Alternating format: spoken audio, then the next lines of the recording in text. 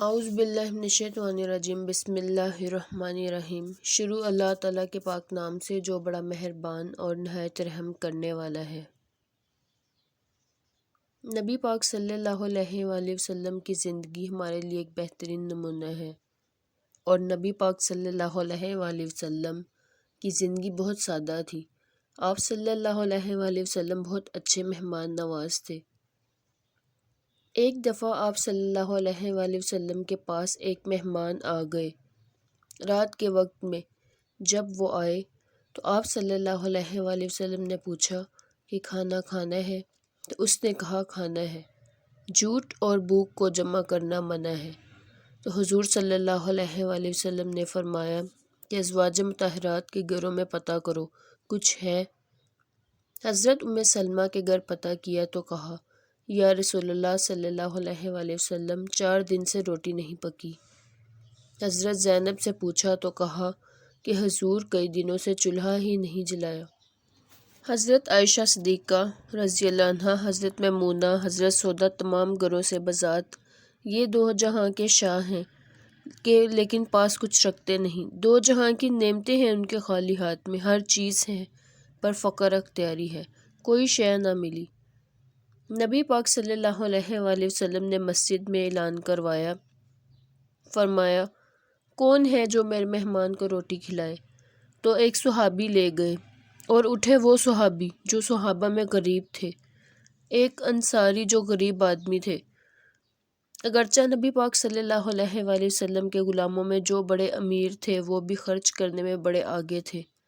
حضرت عثمان غنی رضی اللہ عنہ، حضرت عبد الرحمن ابن عوف، حضرت ابو بکر صدیق رضی اللہ عنہ، لیکن یہ غریب آدمی تھا۔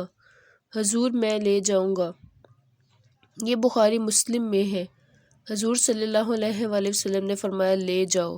اب صحابی گھر لے آئے اور بیوی سے مشورہ کیا۔ ناظرین، اس بات پر غور کریں کہ ہر چیز کی بھوک دیکھی جا سکتی ہے لیکن بچوں کی بھوک نہیں دیکھی جا سکتی۔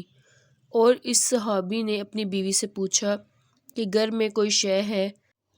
تو اس نے کہا بچوں کے لیے تھوڑا سا کھانا رکھا ہے۔ بچے اگر بھوکے ہوں تو وہ تو آدمی کو بزدل کر دیتے ہیں، بھوک برداشت نہیں کرتے۔ اب صحابی اپنی بیوی سے کیا کہتے ہیں کہ بچوں کو بہلا کر سلا دے، رسول صلی اللہ علیہ وآلہ وسلم کے لیے، بلکہ رسول صلی اللہ علیہ وآلہ وسلم کے مہمان کے لیے۔ بیوی نے بچوں کو بہلا کر سلا دیا تو میاں بیوی کا آپس میں مشورہ ہوا کہ مہمان کے ساتھ بیٹھ کر روٹی کھانا بھی سنت ہے، تو اب مہمان کے ساتھ بیٹھ کر کھانا بھی ہے، تو کھانا تو ہے ہی 1-2 آدمی کا۔